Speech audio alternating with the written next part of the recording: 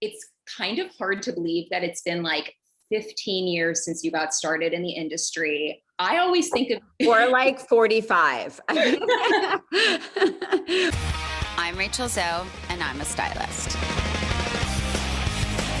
Most big celebrities prefer to have a stylist. They need to look their best. Since you became a household name, and I still think of you very much as somebody who came of age in the 2000s as like the original celebrity stylist who became famous in her own right, launched brands, curator, your own fashion brand. So now, of course, you look around and stylists have gone kind of from behind the scenes to having these huge Instagram accounts, launching their brands, much like you did.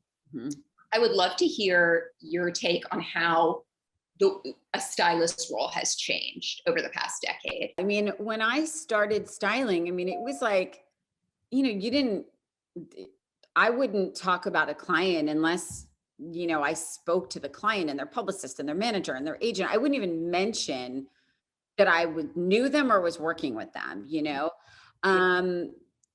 I was sort of pulled in the front by accident, to be honest. That was really because I think the media just started to, just notice some of the people that I was working with and sort of wondering, hey, why is she in full look to go to Coffee Bean, or why is she, look good going to the airport? And that was a little bit pre-social media. And I think,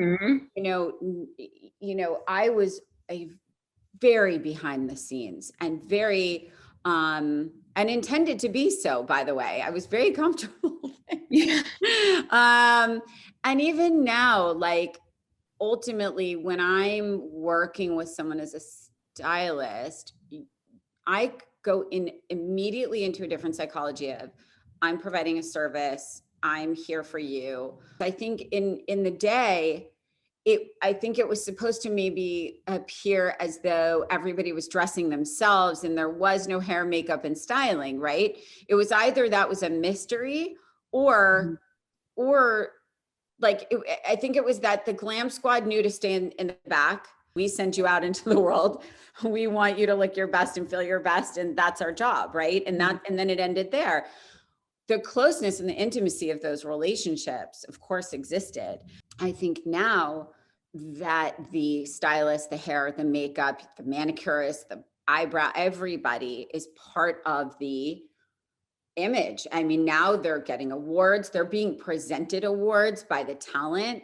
Right. That was not, it's just a totally different thing. I mean, I remember asking a few clients to be on my show once, I was in season like 3 or 4. And I remember like having like panic attacks, wanting to be like, I promise it won't be anything bad. It'll take 5 minutes. It's just part of the process of da-da-da. And I just remember that psychology of it. And, and I remember like Kate Hudson was like, sure, sounds fun. It was great. But like, at the end of the day, I think now that's a very normal, understood thing where the talent is part of the Glam Squad's world. They're endorsing their hair products, their makeup brands, their clothing brands, YouTube videos.